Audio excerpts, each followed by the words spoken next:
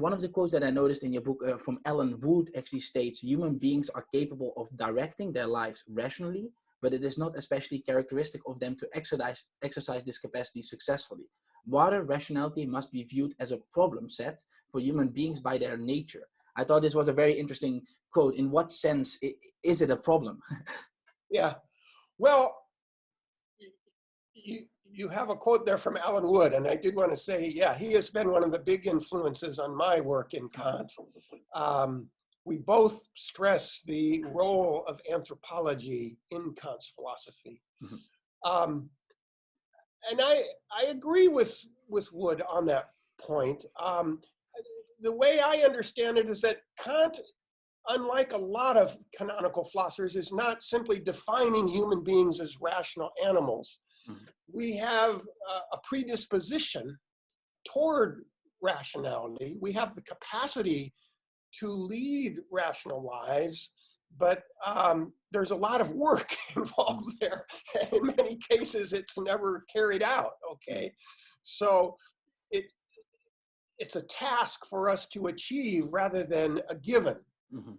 We have a predisposition toward rationality, but unfortunately, this predisposition is never cultivated and properly developed in a lot of cases. And so that requires like a continuous process. We can set kind of these ideal goals, but it's still working step by step to kind of get there. Yes. And Kant realizes that that is an ongoing task.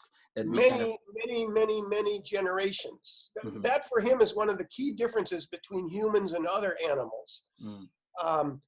Each species of animal has a set of predispositions, and basically what Kant would call the Bestimmung, the destiny or vocation for each species of animal, is to develop these predispositions. But he says in many places that with the other animals, each individual member of the species basically achieves the full realization of the predispositions. With human beings, it's only the species as a whole over many generations, mm-hmm. where you see these predispositions of rationality, among others, of coming to fruition. Mm-hmm. I see. Okay.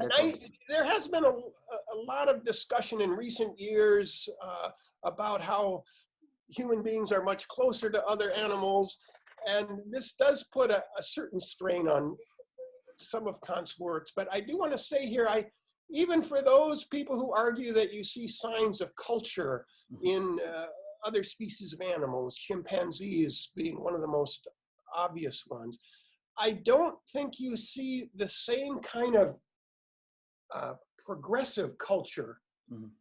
of improving it mm-hmm. over generations. It's, someone taking a stick and trying to get some honey out of a tree with it or something, and then showing the baby how to do that. Okay, but with human beings, just think of all the tools that we've developed and refined over the centuries. It's a very different kind of cultural story.